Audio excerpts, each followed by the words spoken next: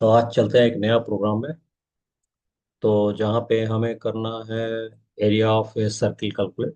तो write a program to calculate the area of a circle. इसका expected output हम यहाँ पे लिख चुके हैं।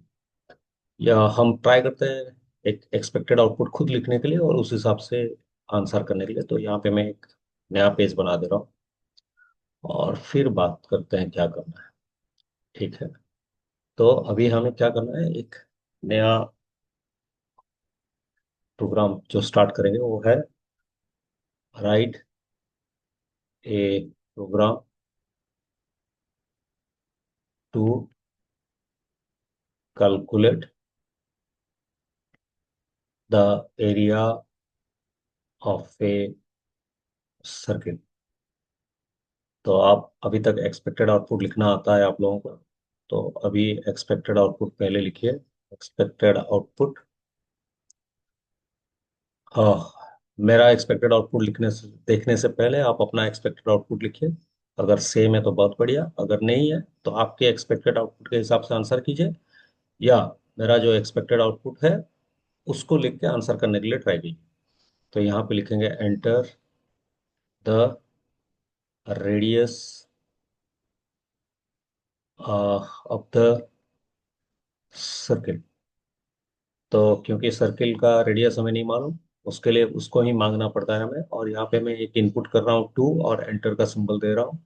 तो एरिया ऑफ सर्किल होता है पाई are square.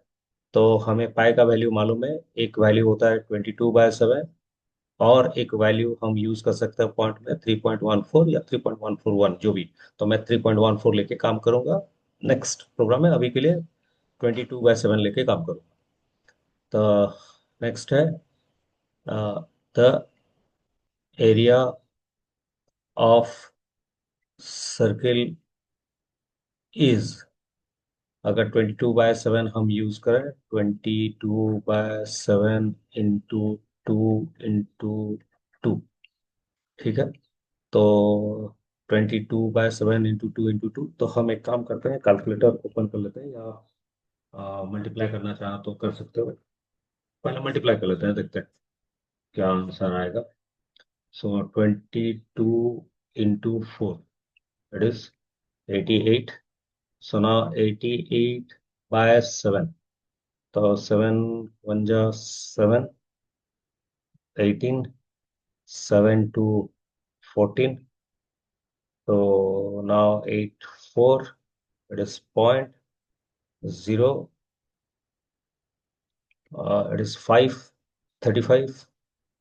Then again 5, then 0 7 6 it is 42। So 8. So we don't want to continue further. So our answer is 12.56 expected। क्योंकि यहाँ पॉइंट में बहुत सारा लंबा होगा तो मैं पॉइंट के बाद डबल डिजिट निकालने के लिए ट्राई करूँ। तो 12.56 ये है हमारा आंसर एक्सपेक्टेड आउटपुट में। अभी प्रोग्राम आपको लिखना है।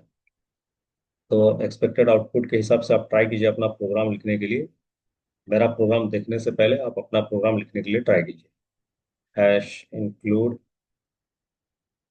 stdio.h, देन void में, देन कर्ली ब्रैकेट। तो एक रेडियस के लिए वेरिएबल चाहिए और उसका आंसर स्टोर करने के लिए एक वेरिएबल चाहिए ए के नाम से। सो आर स्टोर करेगा रेडियस, ए स्टोर करेगा आपका एरिया। तो पहला मैसेज आएगा क्या, enter the radius of the circle. तो print enter the radius of the circle. ठीक है। और रेडियस इनपुट करेंगे, इसके लिए हमें प्रोग्राम में लेना चाहिए स्कैनर %d %r। तो रेडियस इनपुट हो गया। तो एरिया कैलकुलेट करने के लिए ए इक्वल टू 22/7। तो ध्यान में रखिए, आप नीचे इस तरह नहीं लिख सकते हैं क्योंकि कंप्यूटर में आपको साइड में ही बाय यूज करना होता है।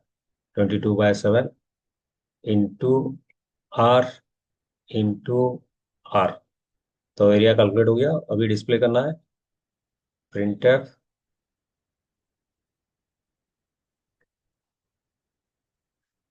The area of the circle is percentage D और ए।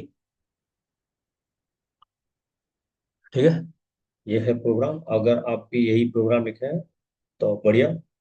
तो अभी आप अपने सिस्टम में इसको ट्राई कीजिए। मैं भी ट्राई कर रहा हूँ, सो मेरा आंसर देखने से पहले आप अपना सिस्टम में ट्राई कर लीजिए।